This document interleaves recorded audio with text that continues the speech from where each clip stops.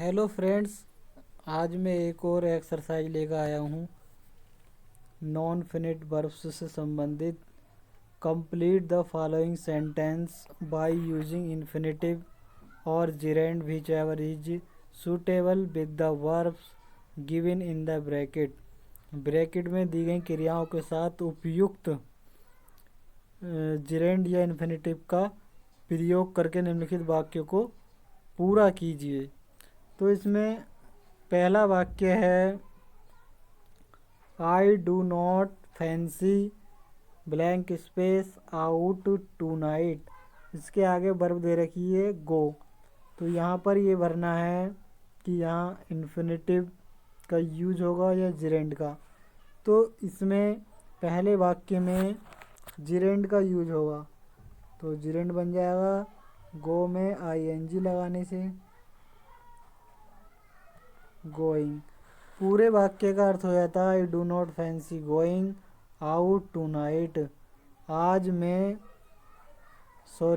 मैं आज रात बाहर जाना पसंद नहीं करता हूँ, या मुझे आज रात बाहर नहीं जाना है। अगला वाक्य है she avoid blank space him about पर प्लान्स। दूसरे वाक्य के आगे वर्ब दे रखी है टेल। तो यहाँ भी अबाउट के बाद जिरेंड का यूज होगा, तो टेल से बन जाएगा टेलिंग। ये बन जाएगा जिरेंड। जिरेंड वाक्य में नाउन का कार्य करता है। See about telling him about पर प्लान्स। वह प्रत्येक योजना के बारे में उसे बताने से बचती रही। पहली वर्ब है पहले वाक्य में फैंसी, उसके बाद भी जिरेंड का यूज होगा।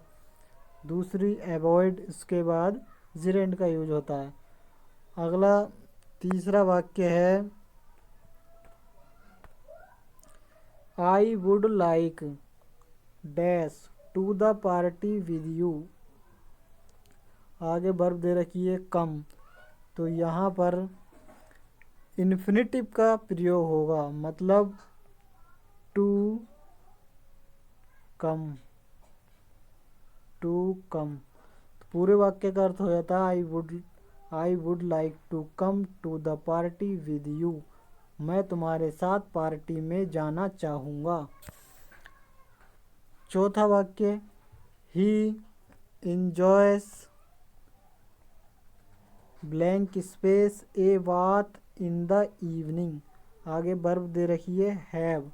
तो यहाँ पर यूज होगा जिरेंड का। तो जिरेंड जब बनाएंगे इसे तो हैव में आईएनजी जोड़ देंगे। बहुत ही आसान है ये। कहने का मतलब है इंजॉय जो वर्ब है इसके बाद जिरेंड का यूज होता है। He enjoys having a bath in the evening. उसे शाम को नहाने में आनंद आता है। अगला वाक्य she kept dash during the film. तो यहाँ पर केप्ट दे रखा है, तो कीप के साथ हम जब वाक्य में कोई कार्य लगातार चलता रहता है तो हम कीप के साथ आईएनजी फॉर्म का यूज करते हैं, या ऐसे कह सकते हैं जिरेंड का यूज करते हैं। तो यहाँ पर पांचवें वाक्य में टॉकिंग का यूज होगा। पांचवें वाक्य में टॉकिंग का यूज होगा। टॉकिंग, इसका पूरा अर्थ हो जाता है she kept talking during the film. वह फिल्म के दौरान बात करती रही। वाक्य पास्ट टेंस में है। ये कीप की सेकंड फॉर्म लगी है केप्ट। अगला छठा वाक्य। छठे वाक्य में बात करें तो आई एम लर्निंग डैश इंग्लिश। तो यहाँ पर वर्ब दे रखी है स्पीक, तो यहाँ पर लर्निंग के बाद मतलब लर्न जो वर्ब है इसके बाद इन्फिनिटिव का यूज होगा। जब इन्फिनिटिव का यूज होगा तो यहाँ हो जाएगा ये टू स्पीक, टू स्पीक। तो पूरे वाक्य का अर्थ हो जाता है छठे का, I am learning to speak English, मैं अंग्रेजी बोलना सीख रहा हूँ। मतलब लर्न के बाद इन्फिनिटिव का यूज होगा। सातवां वाक्य, do you mind dash me A hand. तो यहाँ पर माइंड के बाद सातवें वाक्य में जेरेंड का यूज होगा। तो यहाँ हो जाता है गिव, गिव से बनेगा जेरेंड, तो ये हो जाएगा giving. Do you mind giving me A hand, क्या तुम्हें मुझे एक हाथ देने में परेशानी है। पूरे वाक्य का अर्थ हो जाता है। आगे बढ़ते हैं। आठवां वाक्य है शी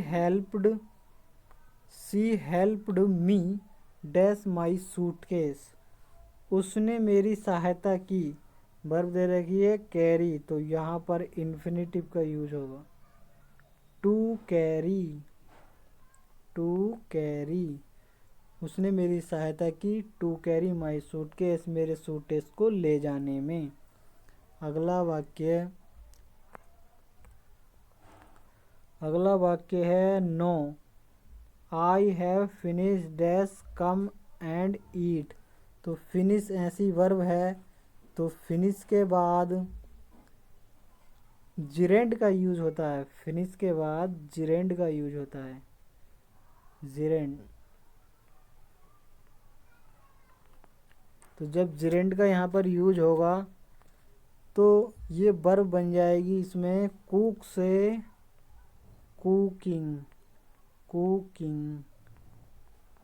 ये आई हैव फिनिश्ड कुकिंग, मैंने खाना पकाना समाप्त कर दिया है, ये बंद कर दिया है।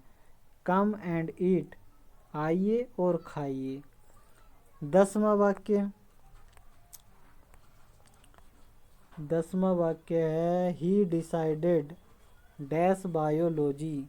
तो डिसाइडेड मतलब वर्ब की सेकंड फॉर्म है, तो डिसाइड के बाद इन्फिनिटिव का प्रयोग होता है। डिसाइड के बाद इन्फिनिटिव का प्रयोग होता है, तो यहाँ पर टू स्टडी का यूज होगा। To study, he decided to study biology, उसने जीव विज्ञान का अध्ययन करने का निर्णय लिया। वीडियो आपको पसंद आई हो तो लाइक करो, चैनल को सब्सक्राइब करो। Thank you for watching this video.